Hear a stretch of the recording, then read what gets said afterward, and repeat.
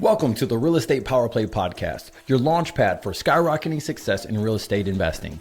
I'm your host, Gabe Rodarte, alongside Mark Monroe. We're ready to bring you transformative stories, groundbreaking strategies, and the insider secrets of real estate giants. Get ready to accelerate your investment journey and become a true power player in the world of real estate.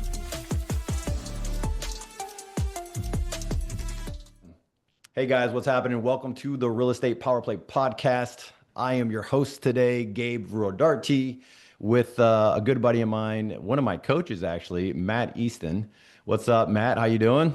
Hey, Gabe, how are you doing? What's up with everybody out there in the audience, out there listening? Man, I'm really excited to become your new best friend and give you some actionable tips here, right now, help you make more money, close more deals, and take your career to the next level. Thanks, man. Thanks. Well, we are excited to have you on, and I've gotten to know you quite a bit in the last 2-3 months and what you've done, what you've helped me formulate a couple of offers that we've been putting out, actually quite a few offers, using some of the techniques that you've been doing. And I just, what we want to do on this particular show is really do a big give. We want to help out a lot of people. There's a lot of people that listen to us that are either in commercial real estate, residential real estate, from investors to wholesalers to brokers, realtors, and even folks that are new, that are just getting started, trying to figure out how to even answer the phone, how to do a cold call, how to go through a process and even really understand what a process is. And so we're going to try to get into the weeds a little bit, but before we do that, I just want to share with you or share with the audience who you are, how you got involved in this space. I think it's a crazy story, and really just what makes you just really tick lately on like what are you doing from today forward? Because I know you have a lot of vision, a lot of stuff. You're involved in a lot of other businesses also. Mm-hmm. So let's just dive in. So when you got involved in sales coaching, lead generation, that whole stuff, what's the story? Like how'd you even get involved in this space? Yeah. So, and some of the listeners might be following me already on social at Easton University. If you want to do that, I have really devoted my whole life to sales, the art of communication, understanding how to get your way and help other people in life. My story is a little bit unique. If people saw the show on Amazon Prime or other podcasts like this, I grew up, I had a single mom. She made $4,000 a year. And I was raising my brother and I on trying to make ends meet with $4,000 a year and a lot of free food and assistance from wherever you could get it. The reason why I'm telling the audience this is not to feel bad for me, it actually turns out to be a great thing. One day I was playing in the mud with a little Matchbox Porsche, and the actual car drove by my house. And when you're a broke kid, that doesn't happen very often. I chased after it. Long story short, the person that drove that car, now this was the very early 80s. It wasn't Crockett and Tubbs from Miami Vice. It wasn't a drug dealer. Right. It wasn't a rock star. It was a salesperson from a company called Texas Instruments. Two things. He gave me a pep talk and said, a calculator. Well, not even a calculator. It was a Speak and Spell, which was manufactured by Texas Instruments, which was the hot toy back then. But what that did, and the reason why I'm telling everybody is, at 8 years old, it was almost like a kid in the projects seeing something as a way out. I saw sales as a way out, right? I wasn't great at sports. I couldn't dance very well, all that great stuff. But I realized very quickly that if I could communicate skillfully or could articulate situations, I could get my way out. So I started very young, 8, 10, 12 years old. I would pick up dog poop, sweep rocks, pull weeds, not for money, but for access and information. So the guy that invented indoor skydiving, Bill Kitchen, mentor of mine, Frank Shorter that started the Boulder race. I was known as skinny around Boulder, Colorado, because I very quickly started to be around people that were doing what our folks out there on the podcast are doing right now, or attempting to do right now, change their life and make big deals happen. And I learned very, very early that even though all these people I was hanging around were different, Gabe, they all kind of did things in the same way. Now, you asked the second half of your question was, how did I get into sales coaching? Here's how. At 16 years old, I owned Quality Publishing, which was the government auction guides in the back of Car and Driver magazine. That paid my way through college. In college, I owned Pendulum Sportswear and Design, which was one of the first branded apparel companies in the world. My idea, pretty proud of that. But then after college, I went and did the things because my mom, she was from South Boston. She smoked along. She said, Matthew, you got to get a real job with one of those companies that has the lettuce, like an IBM. So IBM wasn't hiring. I got a job at ADP. I was the number one person there. How I got into sales coaching, Gabe, long story short, is all of these companies that I worked for, the ADPs of the world, the American Customer Satisfaction Index, the Vertifores of the world, they all, God bless them, I love them, they all spent hundreds of thousands of dollars training me on sales. And I was like, this is complete garbage, for lack of a better word. Most of the people that write books on sales, most of the sales coaching out there sounds really good in a seminar or a live event, kind of reads well in a book, but it's, Gabe, it's because it was designed to be in a book, right? Like life doesn't happen in a summary, and it doesn't, I'm not saying who, but there's, you know, there are people out there that teach you you're in a summary, and like, that's not how real deals go down. So that's where my frustration led to Easton University is, sure, I pulled the good nuggets that I learned from reading every single sales book, going through just about every sales training out there. But most of this is stuff that I started paying attention to, and success leaves clues. I started paying attention to at 8, 10, 12 years old. Like on right now on this session, I can in a few minutes teach people how to close. I think we should do that before we leave. At some point, I'll show them how I started to learn how to close at, you know, 16, 17, 18 years old. And this is simple stuff. You don't have to read a book. You don't have to attend a seminar that can help them take whatever they're doing in the orbit of real estate. And it's interesting. My stuff, eastonuniversity.com, will also work in your personal life. It's not personal life coaching, but it does, right? Like if your sales process can't help you get a date or improve your relationship with your spouse or get your kids to do the homework or get other people to want to do business with you, that's not sales coaching, right? Like there's so much sales coaching out there that if you did it in your personal life, Gabe, like if you asked somebody to lunch and she was like, no, and you were like, you know, when I hear no, it typically means one of three things. Either you're not qualified, ow, right? You would get smacked, right? So that's where Easton University is different. I teach people things that they can put into practice immediately. Like we've worked with your group that they can see results immediately. And it's simple, it's skillful, it's effective, and it makes gosh darn sense. Yep. Well, there you go, guys. Let's go into, so before we dive into the program of just what we have been doing, also, I have cool highlight stories of how it's been transforming what I do. From here forward, so you got us caught up. You did this training program. That's a lot of your story is a lot of sales training, right? You've been in this process for so long. I think that's one of the blessings that I think people don't see is when you are in a sales program anywhere else at a job or they're training you, they're coaching you, they're investing into you and your process so that way you can help close deals for whatever company you're with. I did not have that process, so I just went into very similar to what you did, and you know, hard knots, went through the whole thing and tried to figure it all out. It took me a little while. I hit every tree on the way down and climbed every branch and then went to the next tree and did the same thing. So that's a lot of my story too. And I think, Matt, that's everyone's has some type of story like that. You know, learning a process and then having to go back and relearn some things, I think is what happens to most people. And what I think what also happens, and you've shared with this in your story, is like there's so much shiny object salesy type stuff that you're going, that doesn't work anymore, or the market shifted, or the thought process has shifted, even though sales process is kind of the same. You know what? We just don't do stuff like we don't talk about fax machines anymore, guys. Just letting you know, like just stuff like that. And so What does that moving forward look like? And we kind of will dive into that because I think this is something to grab from someone who's so diverse. You coach almost Hmm. every field, every industry. You're really great with coaching our team and the commercial professionals and with just really helping me with going direct to seller because we still do direct. Me and my group still do direct to seller.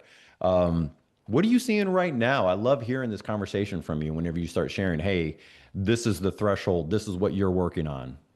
Yeah. So here's what I'm seeing right now and what I'm going to continue to see moving forward and what I'm going to devote the rest of my life to. And not to say that our career is entirely about athletics, but where people have missed the mark in their careers is if you look at athletics, if you look at professional sports, anybody listening this, if you didn't do sports, that's fine. You understand what I'm talking about. If you think about a professional athlete, the way they train, the way they practice, the way they implement, we do things the exact opposite in our careers. And then we get frustrated why we don't get results, right? Like we'll read a book and we don't put anything into practice. Most Sure. of the sales coaching out there is like rah, rah, rah, get you motivated, but not tactical stuff. Yeah. Like one of my best friends is the greatest quarterback to ever play football in the history of the game. There's another guy that's got a 12 on his chest. He's more accomplished, but my guy's the best, right? He's got the best mind. You have to go into practice and go, okay, you're my receiver. You're going against a left-handed defensive back this week. I noticed you're putting your right foot on the line of scrimmage. Put your left foot on the line of scrimmage. Now your hips are going to be in a different direction.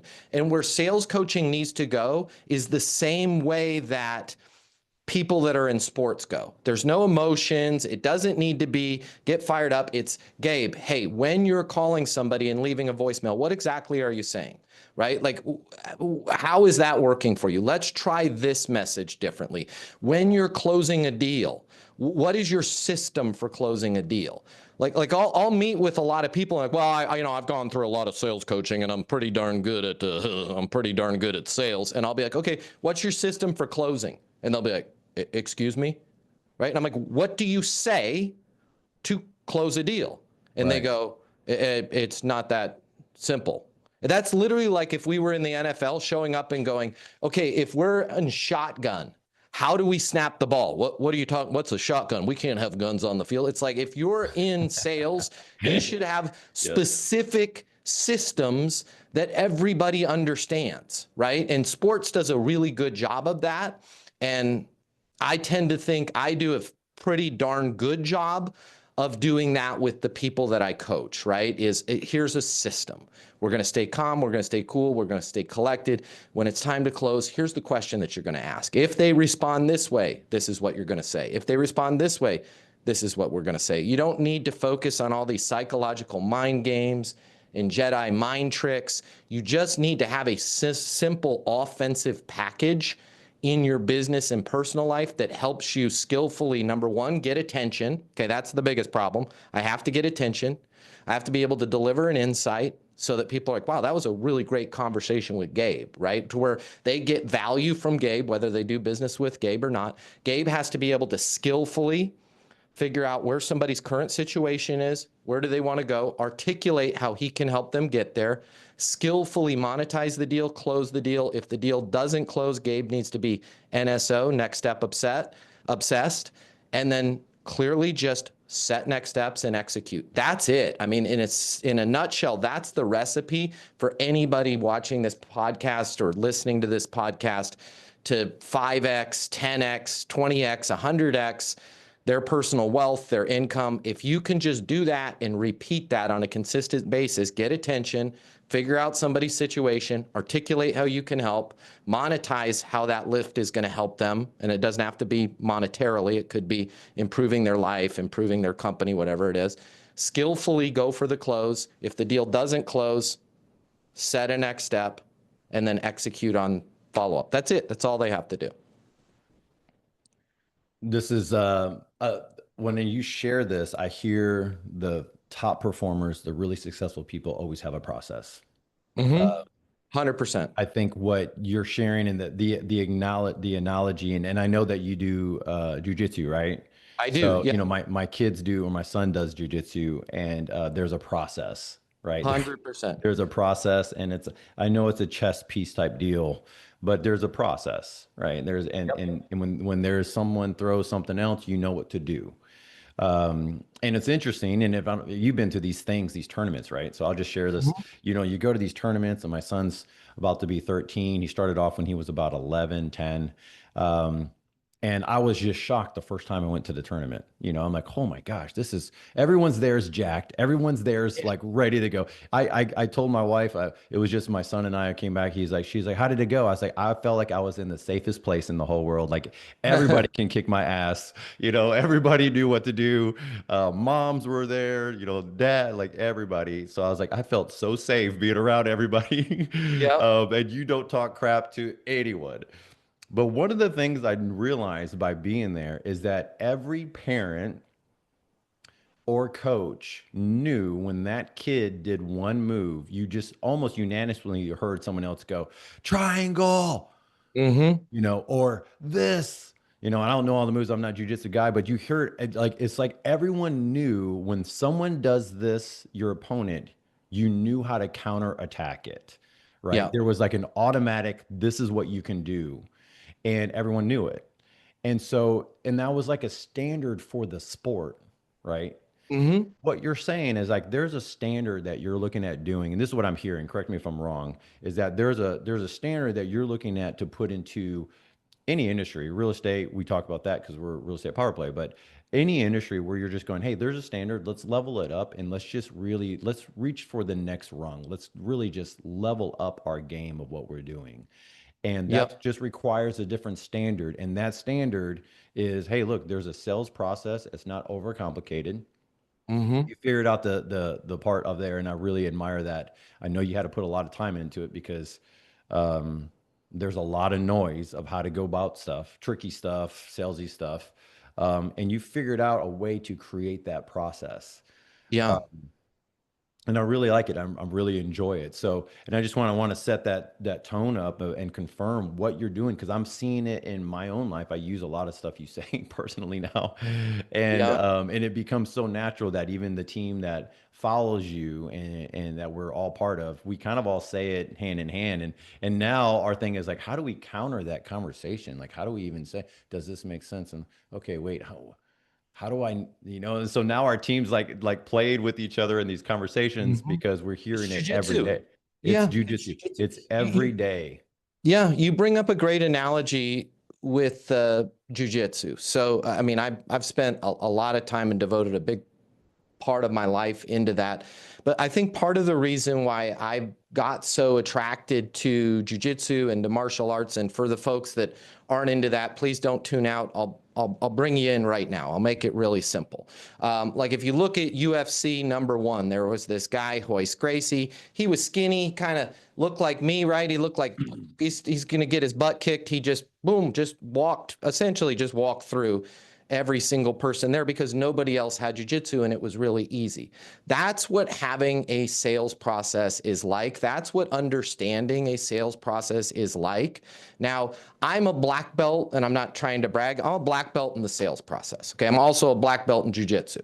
I will tell you this. All right. Once I was a second stripe white belt, meaning I did jujitsu for about 90 days, 4 months.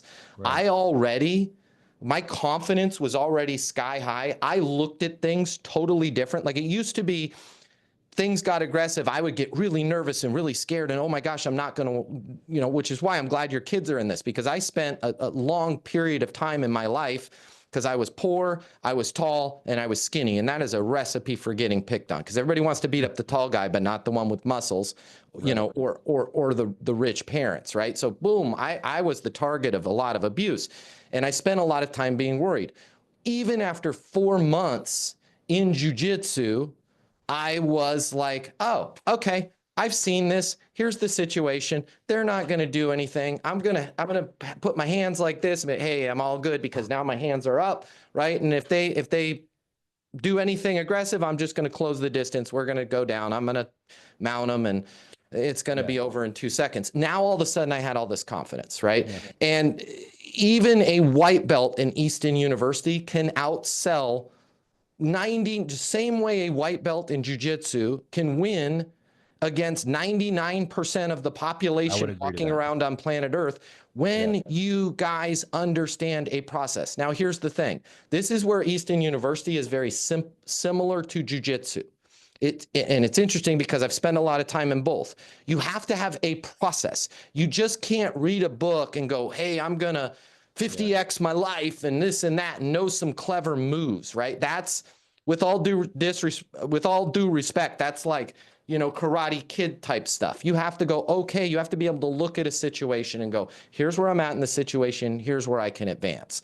And that's where, if anybody, like if you want to feel comfortable and confident and you're willing to, go through the difficulty that is jujitsu, my recommendation, if you want to improve your life, get into something like jujitsu. If you want to improve your career and your relationships, get into something like Easton University. And if it's not ours, figure out something on your own, but you have to have a system.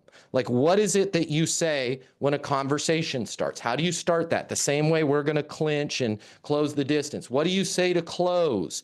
What do you do if this, then that? That's the secret to life. You'll see it at those jiu-jitsu tournaments the same way you brought it up, Gabe. That's the secret to life. If this, then that, like the people yelling triangle, right? Once you understand a good sales process, Yeah. you can pivot to things like, once somebody lays out a problem, man, we're looking for some when you say you're looking for new office space, can you give me a specific example, right? Like when you say you're trying to blend both the office side and production, walk me through what that looks like for you. And then I'm going to pivot the same way I pivot in jiu-jitsu. I'm going to come right around, and that's probably not a good analogy, but in jiu-jitsu, I would take your back. I'm not saying we want to hurt our customers, our clients, but I'm going to take the back of the deal and pivot with a question like, just out of curiosity, what research have you done on us? Giving myself credibility, right? Only the number one person would ask a question like that. And then pivot, just like jiu-jitsu. When I say, Gabe, just out of curiosity, what research have you done on us? It allows me to now do what? It allows me to pitch. It allows me to talk about myself without pitching and without talking about myself. There are simple things. And at Easton University, we have everything covered. But there are simple things in every situation in life that if you just handle yourself accordingly and appropriately, you will not only navigate that situation, you'll be able to skillfully win. And everybody else, just like UFC 1, will be like, how the heck did the skinny guy wearing pajamas just demolish the boxing champion of the world?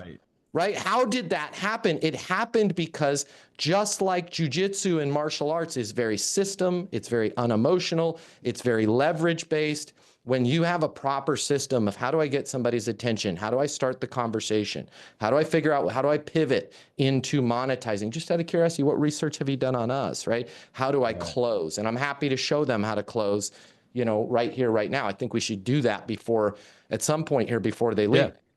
They'll be able to do that. But that's what eastonuniversity.com is. It's jujitsu for your career. It's jujitsu for your personal life. It's jujitsu for your communication. Otherwise, we're all just, pushing each other around, and it doesn't end well for anybody. Yeah, this is really good, man. Let's dive into that. Let's go into this thing. You mentioned something like, hey, can you give me a specific example? And then you also mentioned what research have you done on us? Yeah. What's that? What research have you done on us? Great. What research have you done on us? And that's really good. I actually used that the other day on a gentleman, and that worked out great. Hey, how'd you find us? What research did you find? And I kind of threw it all in there. I didn't really know how to really pivot towards that, because that's okay. I don't really use that line, but I was like, hey, about to what get research? Well, like, hey, how'd you find us? What research did you find on us and know about our group? Well. And then they kind of do this explanation and other stuff. Most of them do some form of research, but it's normally not until after the conversation. What do you do with that? What do you do with you know what? I found you through there, or you're a referral, or a friend of mine has a distressed property, or it's a title company saying, hey, for those who work in that space, or it's a, off market commercial property. Like, what what do you do after that part? Because I kind of I want to know like myself, like Yeah. And you're playing around with it. I love it, right? Like I'm about to hand you your blue belt there. I like what you're doing. Let me explain. I'm a white stripe, or what is Yeah, it? yeah, Two stripe two white belt. stripe, two stripe. Yeah, that means you can train. Let me walk you through why we're saying, and again, if they're going to walk away with any tools from Easton University, this one's, Yes. probably we want to make sure they know how to close. But let me explain the meeting between. Just out of curiosity, Gabe, what research have you done on us? Or let's say I'm an individual. Yeah. Just out of curiosity, Gabe, what research have you done on me? Here's why I'm doing that. I am not doing that as a census. I am not doing that as market research. I'm not doing that because I want to know, how did you hear about us? By the way, if you're asking people questions like that, be really careful with that, because I ran the American Customer Satisfaction Index, right? I know a thing or two about surveys and the garbage that comes back when you try and survey people. Right. The reason why we're asking a question like, hey, just out of curiosity, what research have you done on me? Is only the top performer in the industry would ask that question. The bottom people that just got involved in real estate, or the bottom people that are just dabbling in commercial, would just start overcompensating. So this is a credibility thing. Is what you're doing. It's credibility, We're but giving now credibility. check this out. Yep. So that's the first piece, is I'm going to have credibility by going, just out of curiosity, what research have you done on us? Now, here's the other, because I lay in bed at night thinking about this stuff, guys. So here's how Gabe can answer that question. Along the spectrum of, I know everything about you, you worked with my business partner, Adam, I want to be on Easton University, to, I don't know anything about you. If he says, I know everything about you, you worked with my, by the way, this happens, somebody won't tell you that, you worked with my business partner, you helped them with that deal. Now you're basically able to win the race without even having to run the race. Right? Because I can go for my clothes then if he goes, I know everything about you. Now, if they say, I don't know anything about you, this, by saying, what research have you done on me? This allows me to go, well, because of the fact that you had said, you guys are looking to get outside of DFW area, but you want to be close enough to where a lot of your employees that work from the area, that you're going to now be asking to come back into the office from work from home. They've got a 30-minute drive. We really are experts in targeting those office and mixed use buildings, not only in the DFW area, but those suburbs that are key to where, you're looking to have your office. What am I doing? By asking, what research have you done on us? I'm able to say, because of the fact that you said blank, and then curate my sales presentation about me, about myself, to that individual without sounding salesy, right? Like, hey, what's your biggest reason for moving? By the way, guys, you just made you $100,000. Okay, if you're in real estate, commercial, resident, what the hell are you doing? Who taught you? If you're not asking every single person you meet with that question, that's the single most important question. Just out of curiosity, what's your biggest reason for moving? Oh, well, they're trying to sell their house. Just out of curiosity, what's your biggest reason for moving? You need to understand that, because now you understand their reason. Right. We're getting a divorce. We've got I don't really like talking about it, but the judge says we have to have the house sold and everything divided up here. Everything in between. That's one of the things. Learn it all with that one question, right? And I like the way you word this, because the way that we had this before, and what I was doing before, because we still buy distressed properties. I still buy all types of stuff. That's just what we do. I like this thing that you say is like, hey, by the way, what's your biggest reason?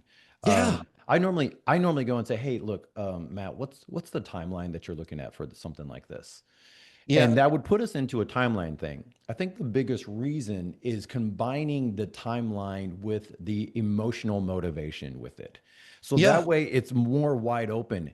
You have to learn how to field the balls, because they might say some off the wall, well, you know what, this is what happened with my husband. Or it might be, well, we're just looking at, upgrading or downsizing or moving or, job transfer. Those are pretty easy ones to field. Or this is my grandma's house and I just want to move on from it. It's taxes or whatever. Those are things to field if you're in those areas. But every now and then there's a almost a foul ball. You're not really sure if you need to go jump after this thing or not. And so you're going, I still need to field it.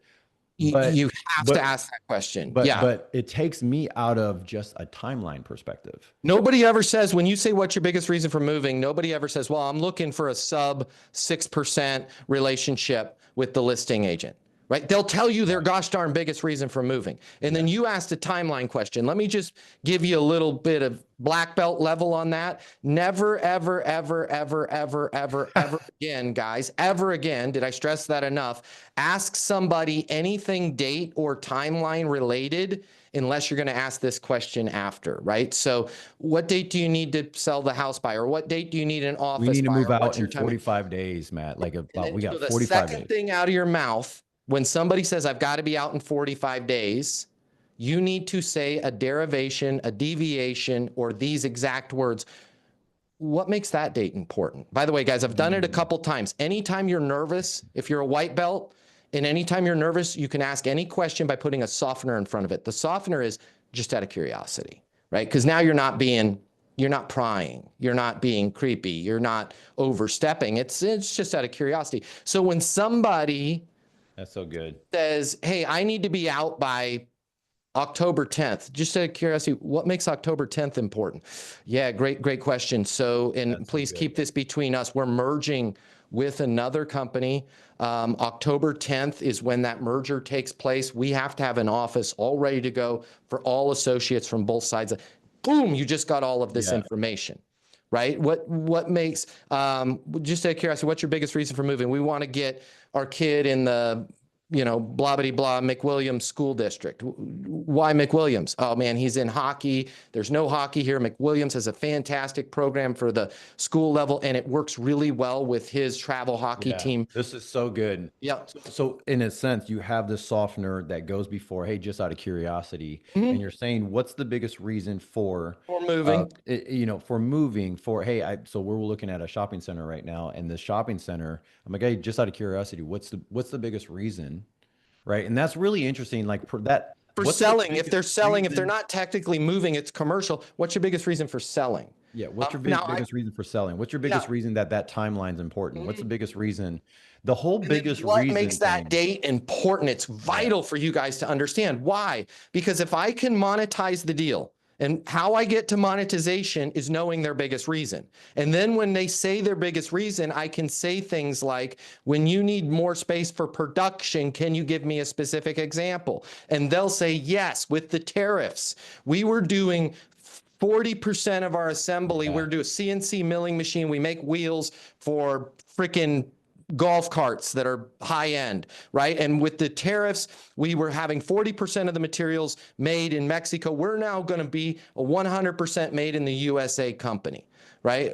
Got it. When you can make it in the USA, how, just out of curiosity, how does that affect your top line? It improves it. We're going to be able to charge more. We're going to get tax incentives, and it opens us up to new markets.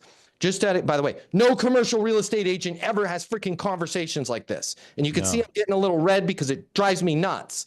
Just out of curiosity, where are you guys at in terms of top line revenue for Gabe Wheels? And I'm right now, working with where this do you deal, want to and be? you got me thinking. I'm working to acquire this property, right? So we're going to Yeah. acquire this property. The guy built this house himself, or Mm-hmm. this small little triplex thing. He built it himself. We do this stuff, and I'm going, and we already acquired it, but this is just like so I'm looking at doing this stuff, and I'm asking him, hey, what I normally try to get into finding the story, right? And I used to say all the time, hey, what's the story behind this? Like if I talk to another investor and they say, hey, Gabe, I got this. Okay, great. Here's the numbers. What's the story behind the property? You know, Mm-hmm. and well, this guy built out this whole thing himself. It's only a year and a half old. He built it. He did all of the stuff into it. He ran out of capital. He had to borrow money, do this other stuff. And he's like, I'm done. I'm moving to San Antonio. I'm taking my family. I'm ready.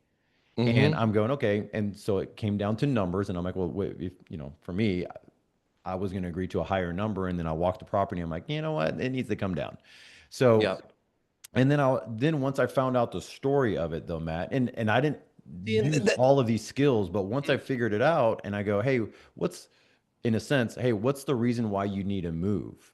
And he's like, Mhm. hey, here's the process. I'm buying a new house. I'm taking the money from this one to buy the house. And then I got to do blank, blank, blank. And I go, that's why you need this number then. Yes, that's why I need that number. So if you were to drop the number any more than 175, this won't work for you. No, there's no way it can work for me, Gabe. Now I know where you're at. Let me see what I could do to help you out. And so Hmm. then I was able to be more of a solution provider for the guy and his family of how to offset this property, where before no one else asked that question. It was just straight No, they numbers. don't. It was just Yeah. straight numbers. And so he's asking for over a certain dollar amount. And I'm like, no, if you put something on the market, you put in the off market, and everyone just sees numbers and you think it's just cut and dry, but there's always something, right? Yeah, and this is where real estate professionals, and I'm sorry, but we were giving away free money for a number of years. They think their job is to, gosh darn it, some of them don't even, work on their appearance and their presentation, but they think their job is just to show up and list something. That's not your job. You're a therapist. Your job is to figure out what the heck is going on in this person's life. So your job is to help them facilitate a decision. Ideally, if you were at least a purple or a brown or a black belt in Easton University, you would stop caring about whether that deal was with you or not, and you'd start figuring out, how do I understand what's going on in their life? What's most important to them? Why is that? When do they need to do this? What makes that date important? What changes in their life? Then I'm going to be able to skillfully close them. Okay. If the deal doesn't close, I'm going to set a next step. And you're not going to carry, because every time somebody talks to you, their life is going to get better, whether they do business with you or not. And that's what having a black belt in sales is all about. And that's how deals start flowing your way. But to the point here is, and this is what frustrates me with a lot of people that are good at sales and have been doing it, they have no process, they have no system. So they have these conversations that are not tight. They're not compressed. They're not skillful. Okay. And if you want to be, you're not great at sales if you don't have a black belt. You don't have a black belt in sales if you're not like, my conversations take 1/3 of the time of anybody else's conversations. They're tight, they're compressed, they're skillful. Everybody walks away with a clear understanding of the deal, what's going to happen, who's going to do it, when it's going to happen, and then you're able to rinse and repeat, rinse and repeat, rinse and repeat. How would you tell for those, and there's many people that are listening that are either moving from real estate, from residential to commercial, or Mhm. they do many, we have a big following for seller financing and deal Yep. structuring, creative financing structure. What is something that you can, maybe a nugget that you talk about that you do to get us to close? So now they know who Yeah. we are. Now we know their story. Now I know, okay, I know what Matt wants. I know what his needs are. I know what's going Mhm. on. How do I get that, okay, I'm ready to sign with you Yep. today? Yeah, I'll walk you through the close. Okay. Now, granted, okay, this is jujitsu. I'm going to show you an RNC, right? A rear naked choke. Okay. This is going to improve now, again, it's a bad analogy. You brought it up, Gabe, not me, with the fighting, because we're not hurting anybody, and we're not doing this adversarial. I Right. want to make sure that I'm clear on You're that, going right? for the close. Yeah, but this is what I mean by having a system. There's Yeah. some people out there that are listening to this that are like, man, I made $1 million last year. Okay, congratulations, right? It's not that big of a deal. Well, I think I can make 2 million. And it's like, I'm the best. I don't need sales coaching. And then I say, well, what's your system for closing? And they're like, what? What's a shotgun? Why are we having shotguns on the football field? Like, how the hell did you get to where you're at without a system? This is what I mean by having a system for close. This is just a little taste of what people get at Easton University. This is why we're jujitsu and everybody else is just rah motivation. You don't need to learn 152 clever phrases, right? Can you see yourself buying this property, right? Or most people in real estate just don't even close. They just continue to have conversations and hope the deal comes their way. Here's what you want to do, okay? You never want to ask the person, do you want to sign the listing agreement, right? You never want to ask somebody, do you want me to represent you as your buyer's agent, or whatever the situation is. You never want to ask somebody, do you want to give me a raise at work, or do you want to have dinner with me? Stop for the rest of your life. Stop asking questions that are, do you want to blank? The reason being, and I learned this at age 12, the reason being, when you ask somebody, do you want to blank, that is an all or nothing request. I'm going to say that again for the people taking notes on the podcast. By the way, for those of you that are taking notes, your life is about to get a lot better. Okay. All or nothing request. What do I mean by that? It's a freaking coin flip. Do you want to have lunch with me? Do you want me to list your home? Right? Do you want me to be your buyer's agent? All. Yes. Great. You get all of what you want. Or nothing. No. right? This is why people are like, well, why not? What do I need to do to get your business? Is it the rate? I knew it was the rate. It's the rate, isn't it? It's the rate. It's not the freaking rate. It's just that you're not skillful. So stop asking people, do you want to blank? And start asking them, does it make sense to blank? Does it make sense to sign this and move on, or what is it like? Doesn't it make sense for us to get this papered up and move on?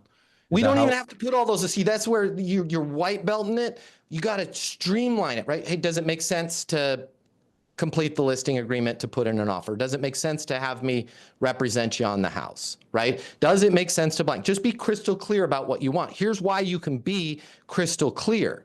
If I ask Gabe, hey, Gabe, does it make sense for me to list this house for you, right? Have I asked Gabe to do anything? The answer is no.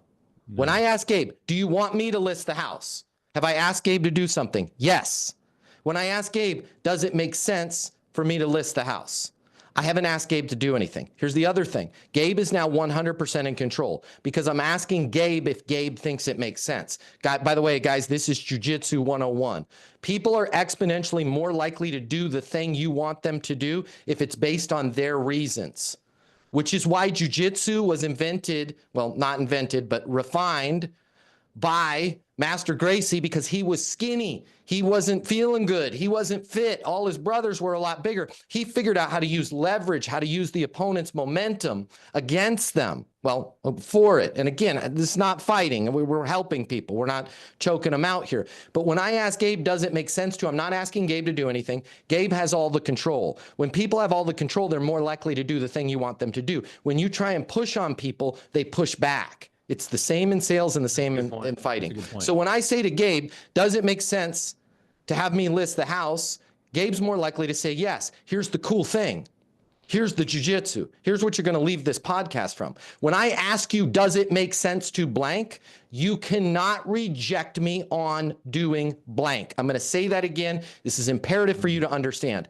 When I say, does it make sense for me to list the house? Does it make sense for you to put in an offer? Does it make sense to hire me and have me join your agency? Does it make sense to give me a bonus on my deals? Does it make sense for us to have lunch? You cannot reject me on bonuses, lunches, buying, selling, anything. Why? I've asked you a freaking timing question. This is jiu-jitsu. This is how you want to live your life. You don't want no's to all or nothing requests, because when you get a no to an all or nothing request, you get nothing. When you get a no to a timing question, you get not right now. And the real true performers, the people that are making tens of millions of dollars a year, the people that are making hundreds of millions of dollars, the people that are making twice as much as you're making right now, many of them understand concepts. Okay, this concept is imperative for you to become elite. You would much rather 1,000 times over have a not right now than a no. Why? A not right now, you're still in the game, baby. Yes. So, hey, Gabe, does it make sense to have me list the house, right? Yes. Congratulations. You made a great decision. What happens next? So jiu-jitsu, what happens next? Now, does it make sense for me to put in an offer on the property? Does it make sense for me to? Does it make sense for you to put in an offer, right? Because they're putting in the offer, right? Not us. We're just facilitating. Well, if I'm buying someone's property is what I was saying. If I'm going to buy a retail site, if I'm going to buy a house or buy a multifamily. Yeah, I wouldn't even say offer. I would say if it's their property, does it make sense to sell me the property, right? Again, you guys. Does it make sense to sell me the property? Yeah, wow. Right. Because just boom. When you're doing, does it make sense? This is jiu-jitsu. You can ask for, you don't have to play around with it. You don't have to mess around with it. You can ask for everything you want because they can't reject you on it. So let me walk them through the pattern real quick here, Gabe. So if I say, does it make sense for you to sell me the property at 175? You say yes. Congratulations, you made a great decision. I'm really looking forward to purchasing. What happens next? We're going to put everything formal, blah, blah, blah, blah, blah. All the stuff that happens next. By the way, sell them on doing the thing you want them to do, and then say what happens next. Here's where the magic happens. Does it make sense to put in an offer? Does it make sense to have you join my team at the real estate group? Does it make sense to sell me your house? They say no. Okay. Any derivation of no, not right now, I'm not sure. Right? Does it make sense to have me list your house?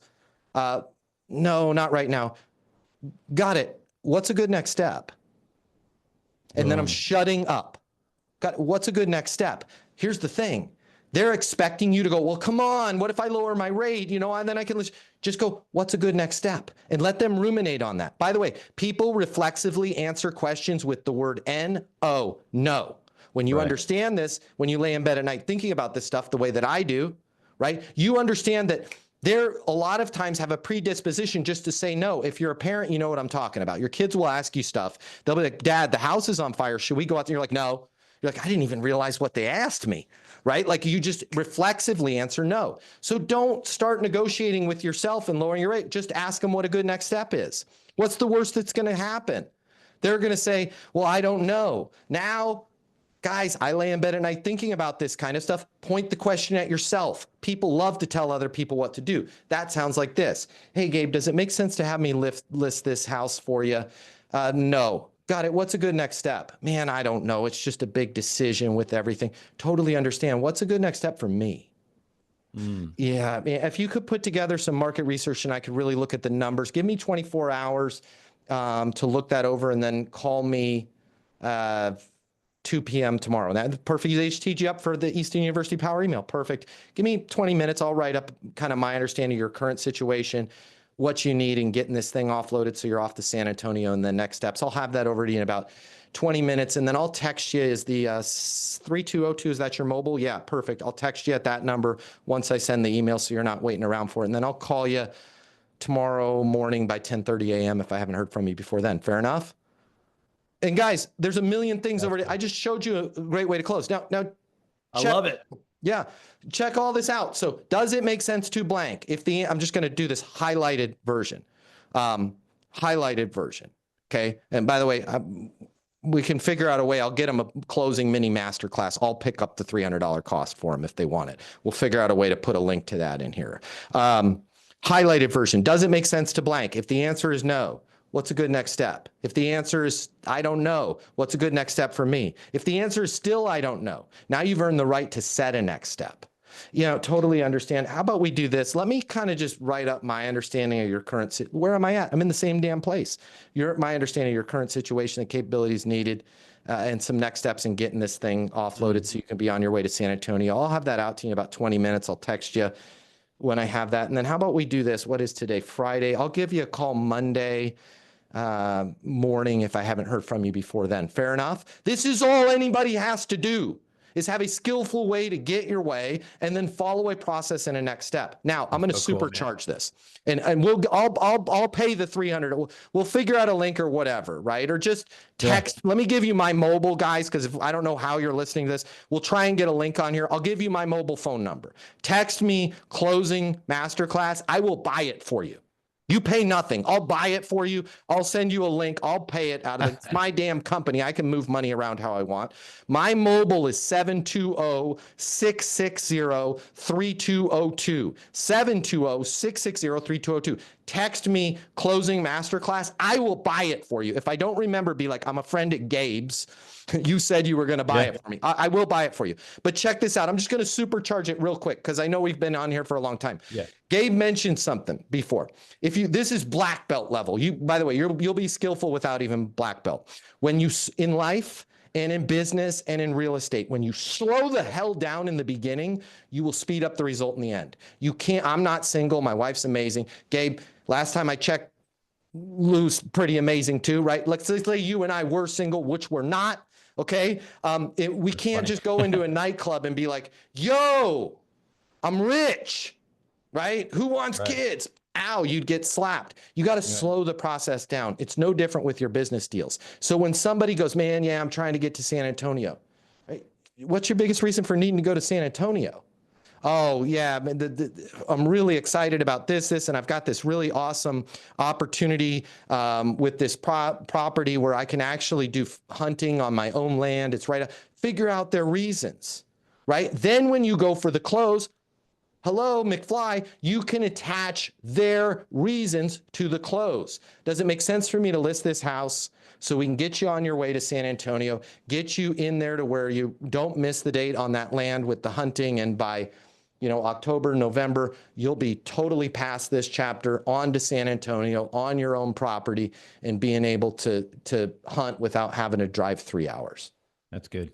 How do you say no to that? And I just took, all I did was, instead of Good. talking about myself in the beginning, I asked them questions about them. Does it make sense for me to help you guys find a new commercial space so that we can put you in that position to where you're not having to have 40% of the wheel components manufactured in Mexico, paying the tariffs, allowing you guys to get off of that and be the only wheel manufacturer with 100% of your components made in the USA, thus taking you guys from the 16.5 million a year that you're doing right now in top line revenue and putting you on that path to 25 million a year, so that you and the rest of ownership can be in a position to exit this company if and when you want to, with a very big pay. So one of the things that I think what happens in, especially in the investor world, is that you have 1,000 leads to follow up with. They put them in the robo dialer. We used to do a lot of robo dialer, text message blast, all these other things. And you're really getting, basically it's a deal flow process to where you're getting the deals in the pipeline, Yeah. right? And I think what happens is people use that fast pace on how to get the stuff to come in through Yeah. the actual sales process. But basically when the phone call comes in, when someone's returning or you're getting out, you get in contact with that seller, right? The seller saying, hey, who is this? What's going on? I have a property, grandma passed away. This was, or I got, we're working on a pretty decent sized industrial warehouse. Dad passed away. Mom's running it. There's two boys. They're around my age, but they're kind of like, I don't really want to run this thing anymore. So, but to do all of that stuff, that's a lot of forward momentum, speed, because you kind of have to. You have to be at speed to get those things to come in. They're happening. But once we engage into this side of the process, you have to slow down. You have to stop. And that's been Your the aggregate biggest. time, I want to make sure I'm clear though, Gabe. Your aggregate time spent, I'm not talking less. I'm not talking 50% less. I'm talking if you slow the heck down in the beginning, your deals will take 95, 97, 98% less time. And 20 times more of them will close. The problem is y'all are using robo dialers to get you into every nightclub there in Dallas, Fort Worth, and yelling, I'm rich, I'm single, and I want to mingle. Right. And you don't understand why nobody even wants to be around you. You can't just go to 100 people and start swinging your arms and expect to be the champion of the UFC, right? Swinging your arms faster at more people is not skillful. So I'm not a huge fan of robo dialers. You might be able to tell that. Okay. By the way, anybody on this call can make absolutely 7 figures a year. Like, I can't even tell you what you can make because you won't believe me. I mean, go look at eastonuniversity.com. There's 2,600 video testimonials. People that pointed their phone at their face and is like, man, I'm crushing it. Because they're following a gosh darn process, to Gabe's point. You're not just swinging your arms and doing robo dialers and being really enthusiastic and making, social media posts with you doing a clever dance in somebody's living room with a catchphrase. I'm not saying that's bad. It's kind of pathetic in some cases, but just be gosh darn skillful. Have a process. When you have a process, you can work thousands of leads, okay? I tend to keep my people on their toes. And also I was broke growing up, so I'm a stingy bastard. I pick up leads at Easton University. If you called Easton University, there's a chance I might call you back. Okay. By the way, you don't even have to call Easton University. You can call me, 720-660-3202. But the reason why I'm telling you guys this is, guess how many leads the ME is working? I have 2 businesses. I'm on podcasts on a regular basis. I had TV show, right? I have all this stuff. Oh yeah. I have to coach everybody, including Gabe and his awesome team, both his awesome teams, right? I have to help enough people to where 2,600 of them had so much help that they're like, man, I need to make a video about this. How the heck would I have any time to work leads? Guess how many I'm working right now? I have a daily goal sheet, by the way. Okay, we won't get into that. We can talk about that later. There's a little Singer Porsche that I'm going to buy. So my goal is I write it down every morning. I am working 7,000 leads at once. Guess how many I have right now? 6,349 leads that I'm working. How the hell am I working 6,349 leads? Because I have a damn system. Wow. I have a system. I know exactly. You know what? I want to stop something real quick and say, this is what I used to work with a fund, and I shared this many times. In the fund, would look for retail shopping centers all throughout the Southeast. And there was a time where I knew every single center that was on the market from North Carolina to Texas, Tennessee, all of the lower states, Florida, Oklahoma. Like I just knew all of the Southeast. I knew everything. I knew all the brokers. I knew. So here's the lesson that I learned doing that. And then with my mentor, we have to collapse time. And the only way to collapse time 1000%. is you have to learn the time scheduler of only touch things once. Yeah. And what I hear you're doing, and this is like I just connected all the pieces because what happens is you have a lead comes in. We used to have these for all of our leads. This is like years ago, but now it's on the system. So, but okay, you write it out, you do all this stuff, and you put it in a file, and then you go and you look back and well, nowadays everything's online, and people just they go back and they bump that email again. I wonder if that person opened the email. I wonder if that person It's did what. stupid. And Yeah. so And then they're the sending rule garbage number emails to them, one like of bumping time this up to the top. rule number one of time management is only touch things once. If you have to touch it twice, three, four, five times, then you're just wasting time. And when you said, it just really clicked when you said Mhm. the amount of leads that you're doing, I'm going, yeah, because you're slowing down. And that's what we would do with all the centers. We would say, if you don't have these key things, we cannot buy that property. It's not even worth us doing the underwriting. It could be a great, juicy deal, but because the amount of time and energy and effort it takes to underwrite a 100,000 square foot shopping center with all the tenants and all the stuff and all the leases, if you can't get us these things, I can go look at other stuff within that same Yeah. timeline.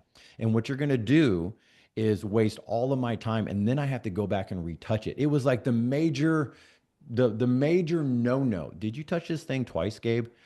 Yeah, I did. Here's And the the thing. reason why though, like Yeah. I think the reasoning why that my mind and all of like many people will go, well, let me go back and retouch it because they never slowed down in the beginning and finding out what's the reason for selling. Never really slowing down in the beginning, going, okay, I'll spend some time right now working through this process. I know it's normally a 10-minute call. Let's make it a 15-minute call. Let me do a 15, 20-minute call. Now I know those other things. Okay, cool. Now let me put it into the urgent. Let's find out all the details. I'm going to acquire something. Or it's majority of the time, hey, if you don't have these other things, how am I going to get my capital to drop 5, 6, $7 million on this building? If Yep. my capital is going to go, hey, they are going to ask me the same questions that I'm asking you. So Yep. you know how, so if whenever I started slowing down and it just was like the aha, what you're telling me, because this is not just dealing with brokers now. This is me dealing direct to sellers saying, hey, Gabe, slow down even in that process. Hear the real story, hear the real reason. And as I'm doing that real reason, I'm able to navigate. And then I'm also, like you said, I'm able to sift through and go, you know what? 50% of these leads, they're in a follow-up that's going to be, maybe in a tickler file, 30, 60 days, they're going to get a follow-up thing because they're just not ready. I could spend this time working with people who know who I am, who are ready to move on to sell a property or to list a property or commercial, whatever it might be, office space. This is like the fast track of going. So this is the crazy part that I hear across the board. How do I do more with the time that I have, right? This is the question. And then we know that the rules of time is like you can't touch things 5, 6, 7 times. That's where you're just wasting time. There's a But rule ahead of all of that, you though. compressed all of that though, is what Yeah. you're There's a definitely. rule. You do want to compress it. You do want to touch it once. Here's what drives me crazy, though, Gabe. It drives me crazy. We could figure out all of that and still be pissed off and still be going to elite people. I can still be going to my leadership team, you, and go, Gabe, this sucks. I need more leads. Why? Because you don't know what to do. We can compress time, we can do all of that. But if you don't know exactly what to do, like for example, if it's an inbound lead, there is one way and one way only to reach out to an inbound lead. And it's not, hey, how's your day going? I saw you filled out an inbound lead. Just have a happy Friday to you. Right? It's, hey, Gabe, Matt Easton over here at Easton Commercial. Wanted to reach out to you personally, make sure my people got you all the information you needed on our triple net Whatever. leases. right? Yeah. Oh, thank you. My pleasure. What can I get you information on? I'm doing jujitsu, Gabe. I'm not calling you and going, how's it going? How's it going? I'm doing freaking jujitsu. If it's not even an inbound lead, let's say I get a list of all of the owners of strip malls in Fort Worth. I'm not, hey, just calling to introduce myself. If you guys are ever interested in selling your strip mall, my name's Matt with Capital Investments, or I'm not doing that. Hey, Steve, Matt Easton over here at Capital Investments. You and I are connected on LinkedIn, or you and I are connected because I work with the top strip mall owners there in Fort Worth. Hey, there is something going on right now that every owner of a strip mall is having to deal with. Absolutely nobody is talking about. I just wanted to make sure you were aware of what's going on. I'm on my mobile, 720-660-3202.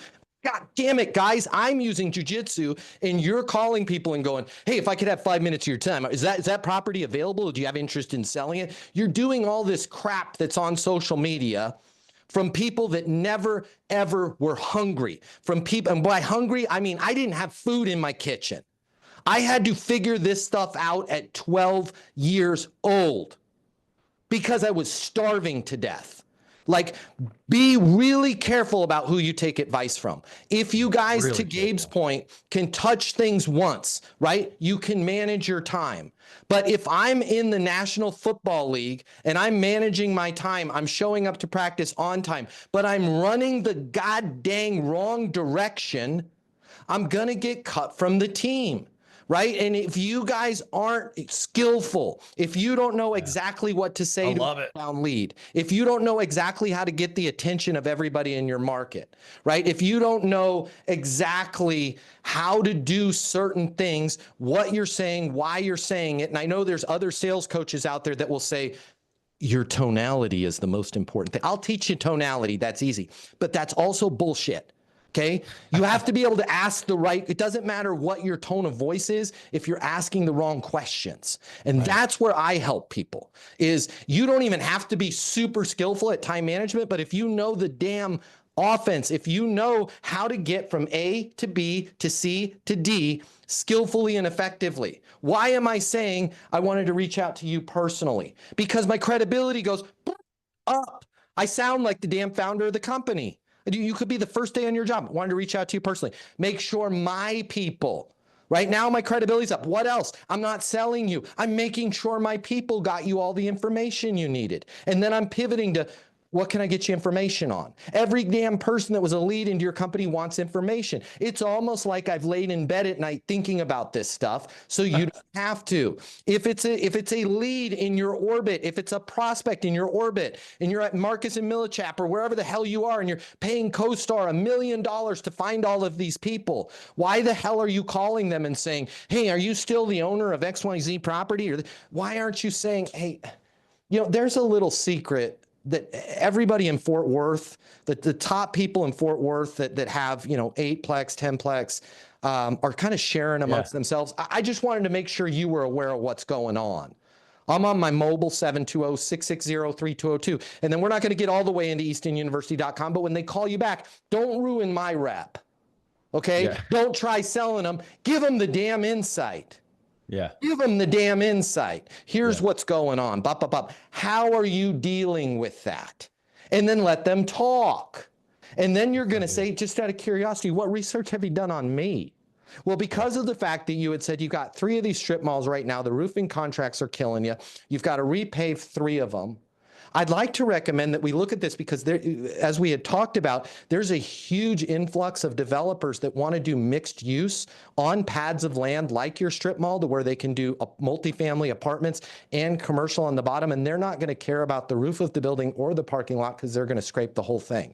Does it make sense for me to put together a package and see if we can find one of these buyers coming in from the Tennessee marketplace to pick up your spot there in San Antonio? Now you're freaking skillful. But you slowed down, something going on that everybody in San Antonio is having to deal with. Nobody's talking about it. Little secret, what's the little secret? Little secret is Tennessee. They don't even have any more cranes there. They built as much as they can out there in Tennessee. They're now coming back. And by back, I mean to Texas, right? And don't make stuff up. Have an actual insight. Think about it. Spend the weekend. Think about what the hell's going on in the industry, and then learn a system like mine or create your own. I've spent 40 years building this. I'm 52. I started building this when I was 12. I'd be happy to give you mine.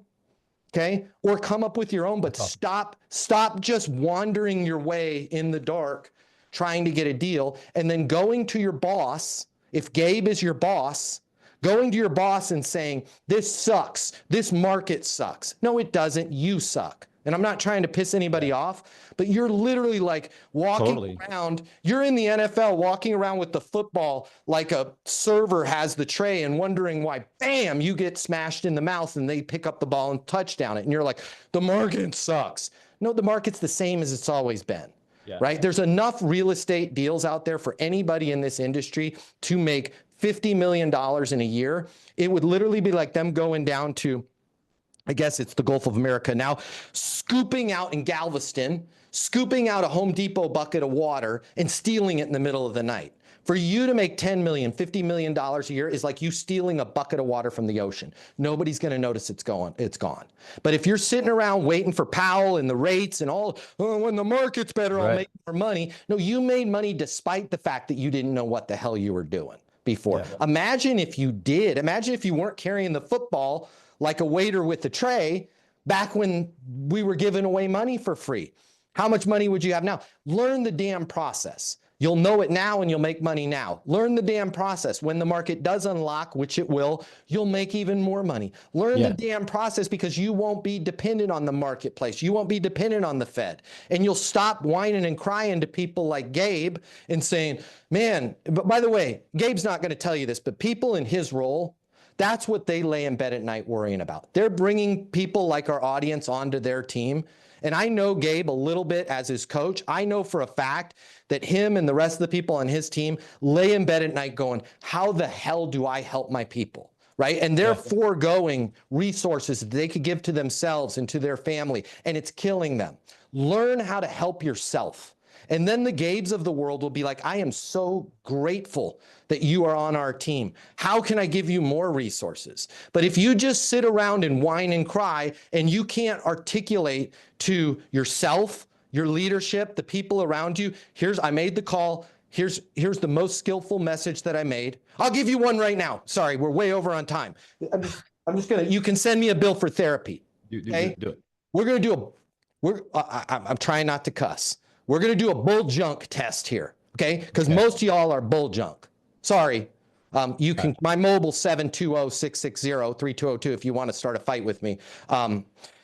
I am a black belt in jiu-jitsu, so let's not have it be a physical fight. But also, you can call me if you want me to buy the closing mini masterclass. You can text me if you want me to get you the closing. 720-660-3202. You can also call that number. The reason why I'm giving you this number is you can call this number to hear my voicemail, because chances are I'll be in the studio like this and I won't be able to answer your call. Here's your bull junk meter for the day, guys. Check your voicemail, listen to it. 99% chance it's complete crap. It's not even, you've reached 720-660, right? And you're like, well, I can't have a professional voicemail because of the car extended warranty people. I don't want, and then you're pissed off and you're going to your leadership and going, the leads are bad. But yet when somebody calls you back, you have the same voicemail as a 9-year-old, right? I have a friend, his voicemail is, and he works at a big company and he can't understand why he hasn't been promoted in a decade. You've reached Shane. You know what to do. It's like, be skillful, buddy. You're not in junior high anymore. So your voicemail right here, right now. You've reached Matt. Your call is very important to me. Please leave a message or send a text on how I can best respond. And that's exactly what I'll do. I'm going to say it one more time. Change your voicemail to this. You'll get an extra 50,000 next year. Okay. This year. You've reached Matt. Your call is very important to me. Please leave a message or send a text on how I can best respond. And that's exactly what I'll do. I lay in bed at night thinking about every aspect of your sales process. Most people in real estate, you know what the latest craze is in real estate for the ones that are leaving a message? This is the dumbest thing. Well, the dumbest thing is not having a professional voicemail. The dumbest thing I've heard lately that is a trend in real estate, and for a faster response, send a text. What the hell are you guys doing? For a faster response, send a text. Does anybody even think about their words before they speak them anymore? What does that say? That says, I'm playing golf. I'm drinking. Right. I'm sitting around on whatever, Snapface, Instagram, whatever the hell it is. I don't have time for you. I'm not going to listen to your bullcrap message. So if you want me to respond to you faster, send a text. Don't ever say stuff like that. Gabe, if you want to give me money, if you want to do business with me, you can leave a voicemail, you can send a text, you can send an email, you can send me a freaking Western Union. I don't care. I will work with you on the platform you want to work with me. There is a huge difference between me saying, for a faster response, send a text, and me saying, you've reached Matt, your call is very important to me. Please leave a message or send a text on how I can best respond. And that's exactly what I'll do. Yeah. It shows that I'm professional. And guys, I'm sorry, we're way over on time, but success happens in the margins. The margins being, wanted to reach out to you personally, make sure my people got you all the information you needed. The margins being, man, there is a little secret that the top people that have land out there in Galveston are sharing with each other. I wanted to make sure you were aware of what was going on. The margins being, hey, I just wanted to raise my hand. I'm a big fan of what you guys are doing over there at SMU. If you ever have any professors or anybody that's coming into the community, a huge fan of the college. I know the area very well. I'm happy to help any faculty that you have in terms of showing them the neighborhood, whether they're a client of mine or not. Oh my God, did I just help a residential person quadruple their money? Oh, they never even thought about that. They've never even called an employer or a university or a hospital and said, hey, I just wanted to, I'm raising my hand if you can't watch this on video. I just wanted to raise my hand, let you know I'm out here. I'm happy to help you. I live and breathe this stuff. Even if it's you just want a second opinion, I'm dropping nuggets of fire. They're not listening. Most of them, one person is, and they're going to make $1 million. Okay. The margins being, does it make sense? Margins. Does it make sense? You guys have this to know is deep, bro. This is so good. When I look at like how we like, because I'm just thinking about the people that do seller financing in our group, the people that do creative stuff, the people that go direct to sellers, because there's a ton of direct to sellers. Come hang out with us. What's that? Come hang out with us, Easton University. Yeah. That's why I'm just kind of processing through and say, you know what, let's 720. If you're a regular on this show, you're in the right room. Okay. I would love to work with you. There's no contracts. There's no commitments. Everything that we do is completely. This is why we have 2,600 video testimonials. You don't even have to give me a penny. Call me or text me and say, I am a friend of Gabe's. I'm a friend of the show's, and I will cover. Now my people are going to be real pissed off because I'm going to take it out of their pay-per-click budget. That's fine. I don't think that stuff works that well anyways. I will pay the $300. I will get you the closing mini masterclass, which will go really deep into what we talked about in closing today with graphics on an on-demand learning portal, all that stuff. I'll cover that for you. 720-660-3202. But guys, if you have listened to this episode, more than one episode of what Gabe is doing, make sure you're getting alerts. This guy, Gabe, I don't want to piss you off, okay?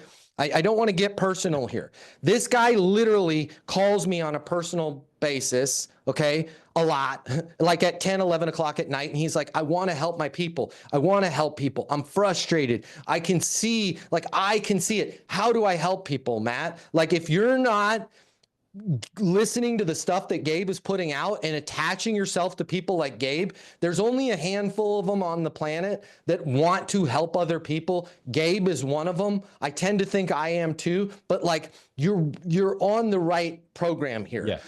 If you don't hang out with me, that's fine. If my stuff doesn't resonate with you, keep watching this because and Gabe, I'm sorry, I'm not trying to embarrass you or anything, but I would say probably outside of our coaching and the stuff I do for your group, if I had to put a number on it, I would say 70% of the conversations and the outreach that you have to me is you're like, I want to help my people. I want to make the world a better place. Like, I don't know where that came from with you, but that's a huge driver. And I just want to let you know, like, I see that, I recognize that. I think your listeners do, like, and you're trying to help people. Like there's no agenda. That's why we do the podcast, man. That's why we do what we do. We've been doing this. We're probably at 160 something episodes now. We've been doing this for quite a while, and you don't have to do it. A lot of times, I mean, I hate to say it, and I'm not trying to kill the podcast, but you're helping your competition in some cases. But you're totally. But that, because the idea is, I came from giving world and we came from a giving place. Right. And I had nothing.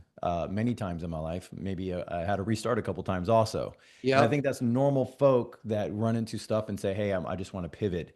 A lot of it's through real estate. A lot of people look Yep. at real estate of going, hey, this is a pretty easy Oh, barrier to entry. How do yep. I get involved? How do I do this? How do I reset my family life? How do I buy some properties? How do I do creative Yes. financing?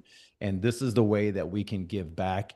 And it's my, 2, 3 hours a week of my giving and me, receiving phone calls and text messages. Guys, you can connect with us, by the way. You know all the different ways to connect with us. Like this, share this with other people. This is the way that we can give. I know that Matt, he has a lot of information. We're going to put in the show links, these other links that Matt's talking about. Yeah. Easton U is really easy to get a hold of him, but we'll put some I'll of the other make a stuff link too. just for you guys to get that closing. I'm serious about it, right? Yeah. Hopefully, 1,000 people won't want it, but if they do, I'll buy it for them too, and I'll figure out Yeah. how to come up with 300 grand. But I will There you get have it. in there first in case, like, literally, the rest of the people kill me and make me turn it off. Yeah. There'll be a link. Hopefully, there'll be a link. If not, 720-660. Say I know Gabe. I will make good on my promise. I'll pay the $300 for you and I'll get you the closing mini masterclass, right? It's what There I you can go. do to help the group because Gabe's putting in the time every week. It's the least I could do to help you guys. Cause I call me cheesy and I think Gabe's the same way. I think if we put out good in the universe, that will come back to us. There's somebody that's watching this or listening to this right now, Gabe, that's going to get you and I involved. They're going to do better things than we even do. And the Yeah. next thing you know, we're going to get a call 10 years from now and they're going to be like, hey, I was on that podcast. And at the time I was, bouncing Oh from yeah. apartment to apartment. And I just want to let you know, like, I'm now a co-owner in the freaking Texas Rangers and we're in the Yeah. World Series and would love to host you guys. Like, it's amazing how when you do good things and you help people, it does come back to you. Not all the It time, but does. a lot of times it does. It So does. yeah. Guys, thank you so much for joining. Matt, thank you so much for just dropping so much knowledge. We're gonna have to cut this thing up and Yeah, freaking my I don't know pleasure. how many sound bites we have from this thing. So thank you so much for joining us, guys. We'll talk to you later. See you. Peace. Peace.